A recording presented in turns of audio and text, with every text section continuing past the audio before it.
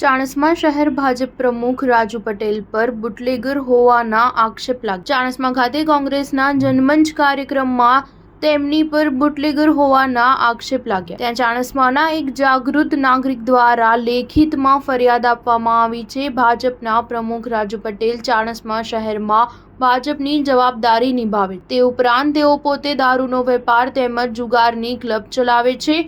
રાજુ પટેલ પોતાના વિસ્તારમાં આવેલા નાના વેપારીઓ પાસેથી હપ્તો લે છે। શહેર ભાજપ પ્રમુખ પોતાના દારૂ અને જુગારનો ધંધો ચાલે તે માટે પોતાની વગનો ઉપયોગ કરે છે।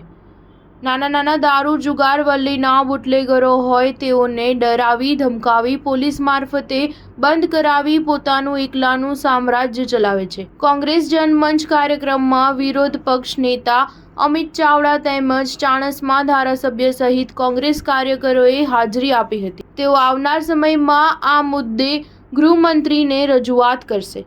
Star news 7 Patan.